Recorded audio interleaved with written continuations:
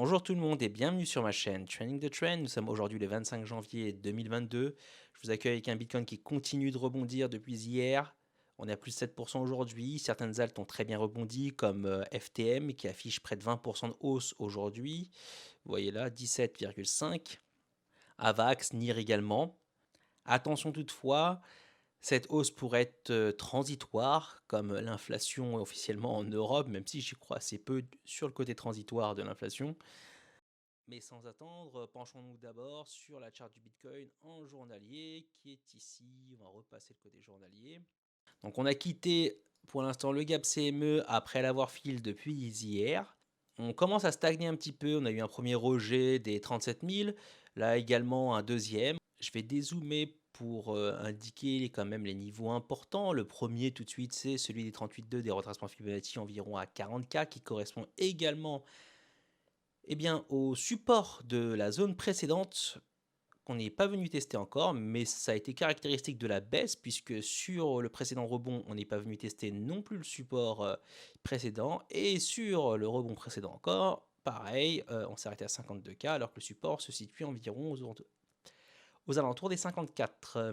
Donc pour l'instant, ce rebond n'est pas significatif, même s'il fait plaisir à voir pour ceux qui sont longues sur le marché. On peut voir également sur les timeframes plus petites, comme notamment le 4 heures, que ça commence à se tasser, même si on pourra avoir un retest des 37 000 au cours de la journée. Attention toutefois au niveau de cette bougie-là. Il serait bon pour les bulls qu'on vienne clôturer au-dessus des niveaux des 36 700 où j'ai ma souris, c'est-à-dire plus haut que les clôtures précédentes, pour éviter une éventuelle divergence paire sur le RSI qui serait en train de monter et les prix de descendre. Pour l'instant, on est encore à 3h15 de la fermeture, donc rien à signaler pour le moment, tout pourrait se passer, on pourrait exploser vers la hausse ou descendre et faire aussi descendre le RSI, du coup annuler toute divergence également. C'est en 12 heures, il me semble que j'avais vu quelque chose d'intéressant hier, comme je l'ai signalé, si on venait clôturer au-dessus de cette bougie-là, on verrait qu'on fait une divergence boule en 12 heures, ce qui n'est pas arrivé depuis déjà un certain temps. Là, vous voyez que ça monte légèrement au niveau du RSI, point bas, creux ascendant, alors qu'on a des prix qui descendent au niveau du prix. Pour l'instant, on n'a rien en daily, donc rien sur les timeframes importantes, parce que je pense que là, le marché vraiment ne devrait pas trop bouger. Je pourrais me tromper, mais c'est un sentiment que j'ai. Hein. Ça n'est pas basé sur l'analyse technique. Il n'y a rien qui indique que ça devrait se stopper là ou baisser d'ailleurs. C'est pareil dans les deux sens en ce moment. Même si, attendez, je vois le stochastique, on est positif sur le daily, le 12 heures, le 10 heures également, je pense, le 8 heures également, le 6 heures, bon, on est tout là-haut, le 4 heures également, mais on voit qu'on commence à plafonner. Le 2 heures, pareil, on plafonne également. Et le 1 heure, voilà, entre les deux, même si il y a un léger biais vers la hausse. Donc de 1 à 4 heures, je dirais qu'on est en train de plafonner, même si les timeframes plus hautes, intermédiaires du moins, montrent qu'on est toujours dans un momentum positif à très très court terme. Hein. On est toujours officiellement dans une tendance baissière et on n'est même pas encore venu tester les supports précédents à 40 000. Donc vraiment encore rien de spécial à signaler. Vous voyez que là, c'est les niveaux des 40 000 et on n'est toujours pas venu les retester. Là où le court terme, c'est-à-dire je pense retester à minimum les 40 000 ou descendre tester les 30 000, ça va se jouer, ce sera demain avec le discours qui sera prononcé par le boss de la Fed, Jérôme Powell, qui est en pleine réunion avec son personnel, la Fed qui en ce moment discute de la direction à prendre pour l'économie américaine, et Jérôme Powell devrait livrer ses conclusions demain. Ce qui s'est passé en début d'année, c'est que la Fed a annoncé donc une hausse des taux plus importante et plus nombreuse que celle que les marchés avaient anticipée, et surtout une réduction de son bilan, autrement dit moins de prise de dette absorbée par la Fed, qui est très active sur ce marché-là déjà depuis la crise de subprime. Là, on devrait se calmer, donc ça a fortement quand même surpris les marchés, d'où la correction, pas que sur Bitcoin, hein, de l'ensemble des marchés américains dits à risque, comme le S&P 500, le Nasdaq. Alors ça, c'est les spreads. Voilà, c'est ici. Hier, vous voyez qu'on a baissé. On a pu rebondir comme le Bitcoin depuis le point bas, mais aujourd'hui, on ouvre à la baisse. Et depuis un certain temps, vous voyez qu'on ne fait que baisser au niveau du Nasdaq. C'est pareil sur le S&P. Si je passe en weekly, vous allez mieux voir. Là, vous voyez qu'on est en hausse depuis, donc ça, c'est le fameux rhume de mars. Et depuis, on est en hausse constante. Avant donc l'annonce de la Fed, ça c'était quand les rumeurs étaient devenaient de plus en plus nombreuses et que la Fed laissait à penser qu'elle augmenterait ses taux. Ça, c'est quand on l'a annoncé, avec notamment 4 hausses de taux en 2022, ce qui était plus nombreux qu'anticipé. Et ça n'a pas raté, on est venu corriger. Demain, si la Fed vient prononcer un discours pour renforcer son programme, les marchés devraient répondre négativement, puisque ma première intuition, ça a été que, et ça n'est qu'une intuition, donc ça ne vaut pas grand-chose en termes d'analyse, hein, que Jérôme Powell allait se calmer un petit peu en disant oui, oui, on va augmenter les taux de manière importante, etc. Mais ce sera moins dur que ce que vous pensez, donc on va bricoler un peu autour de ça et ça aurait rassuré un petit peu les marchés qui auraient rebondi. Bien entendu, comme je l'ai dit, ça n'est que mon intuition et de la pure spéculation. Il pourrait très bien dire on tient notre programme comme annoncé, on va augmenter les taux et on ne doit pas fléchir.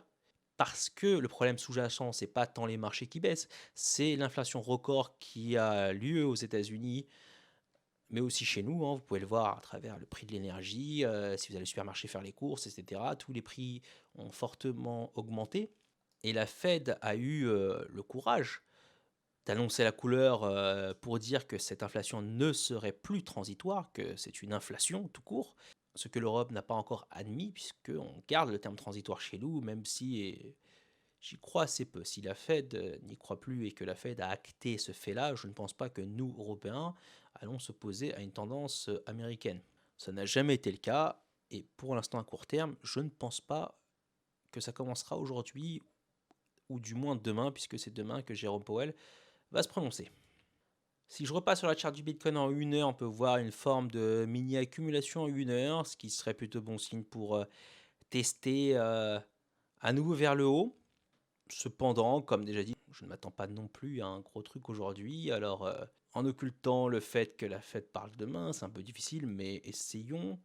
Le prochain niveau en 1 heure, vous voyez qu'à court terme, vous avez cette formation-là autour des 38 000 qui correspond à l'ancienne clôture journalière de septembre, de août, juste après la reprise.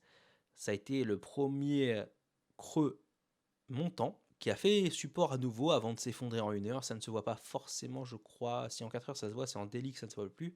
En daily, on est venu complètement défoncer le niveau. En 4 heures et en 1 heure, on voit que ici on a une petite zone de support qui est pas énorme, hein, mais la résistance non plus, puisqu'on y est resté assez peu de temps. Mais à minima, ça devrait être peut-être le niveau de résistance, le premier en tout cas, qui pourrait être un mini-challenge pour le prix du BTC. En attendant, on voit que le haut du range s'est installé ici à 37 500 depuis hier. Et si on baisse aujourd'hui, je ne m'attends pas à réintégrer ce gap-là immédiatement, mais plutôt à rebondir autour des 34 274, qui a offert déjà une zone de support. On réintégrerait cette zone-là où on irait vers le haut en fonction de ce que la Fed dira demain. Et ça se verra assez vite, hein. Ça se verra notamment d'abord sur les marchés traditionnels, mais ça va cascader très très vite sur le Bitcoin. Autrement, les objectifs à moyen terme sont toujours les mêmes. Pour renverser la tendance, j'attends une clôture en daily, en journalier, au-dessus des 44 400. Ce serait alors le premier sommet ascendant sur une time frame importante. Toutefois, avant, si on repart comme ça en ligne droite, je serais plus inquiet que si on formait une base ici avec des divergences notamment pour repartir vers le haut. Et bien sûr, une autre résistance forte, c'est celle des 52 000 qui a constitué donc un fort rejet du prix et qui a précipité les prix vers le bas des 52 000 jusqu'aux 33 000 environ donc. On va regarder un peu les altcoins, notamment FTM qui a fortement répondu. Comme je vous l'ai dit, les altcoins fortes vont rebondir en premier. C'est en général ce qui se passe. Et ce qui se passe, encore une fois, sur FTM, qui est venu chercher un point bas que je n'avais pas forcément prévu, les 1,79. Alors cette zone-là, oui, je n'avais pas étendu ce rectangle-là qu'on avait fait ensemble, puisque je n'ai pas retouché cette charte-là depuis le 7 janvier, je crois, quand j'avais fait la revue des 12 altcoins qui sont globalement toutes là. Je vous mets la vidéo en description. Donc si on vient étendre ce rectangle-là, sans l'agrandir, mettons-le là, voilà, on est venu donc en plein dedans. C'est ici qu'on a créé un support avant de rebondir fortement, puisque depuis à la baisse, si par exemple on n'était pas entré là, mais plutôt là au niveau du support, vous voyez que on aurait eu une hausse déjà assez significative de 24%, 25%. Cependant, comme annoncé précédemment, alors je vais refaire les niveaux de Fibonacci, en fonction de ce que la Fed annonce, le Bitcoin pourrait corriger. Dans ce cas-là, je m'attends à ce que Phantom retourne vers le bas du canal, Ou au contraire, si la Fed annonce quelque chose de positif, on pourrait retourner voir un peu ce qui se passe là-haut. Je vais supprimer d'abord ça. Pour l'instant, donc on est pile au niveau des 38,2, vous le voyez là. Et c'est pas fait exprès, hein. J'ai vraiment tracé ça là en direct devant vous, enfin en direct. Vous verrez la vidéo en différé, mais vous m'avez compris.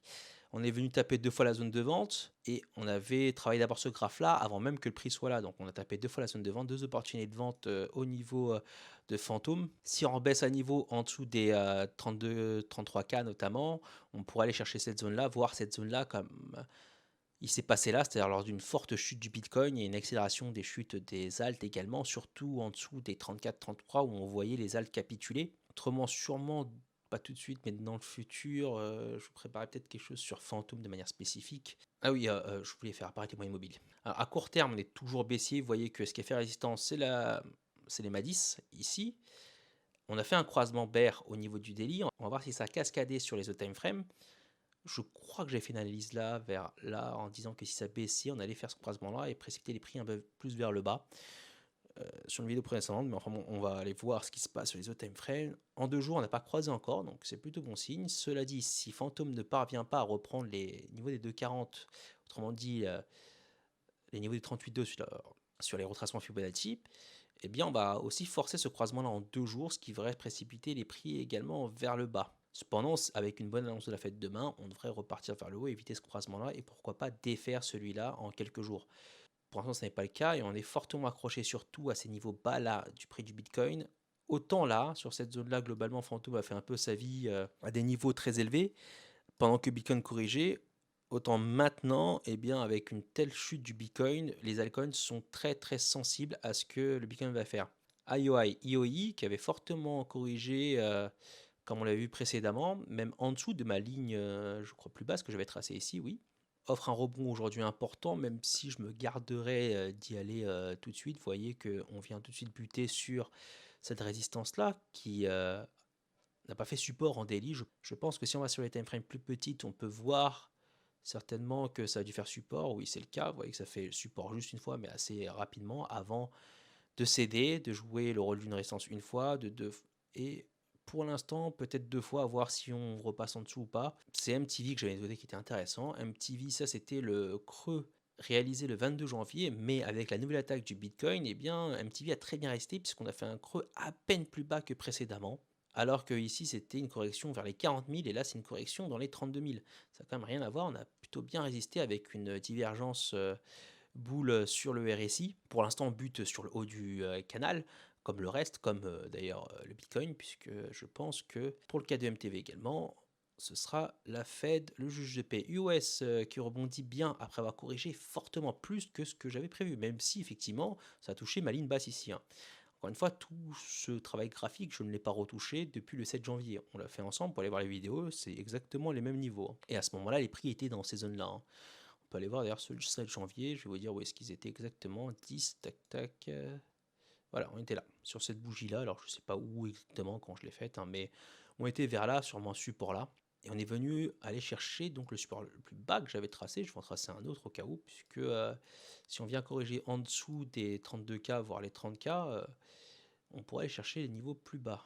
Ça correspondait à un ancien all-time high. Je pense que ici, oui, ça m'a l'air pas mal. Je vais effacer les moyennes mobiles un instant pour y voir plus clair. Premier niveau ici, et ensuite je pense un deuxième niveau là.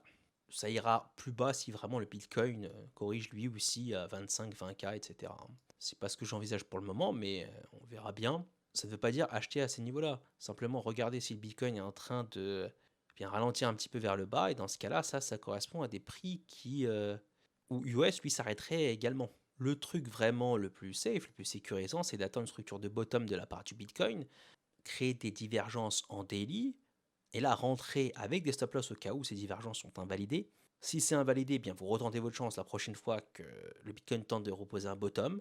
Autrement, si c'est parti, eh bien vous gardez vos positions et vous revendez dans vos zones de vente que vous avez définies auparavant. Voilà, c'était tout pour aujourd'hui. J'espère que vous avez apprécié ce travail. Si c'est le cas, vous pouvez liker ma vidéo et vous abonner. Autrement dit, je vous dis à demain, bonne soirée et bon trade à vous.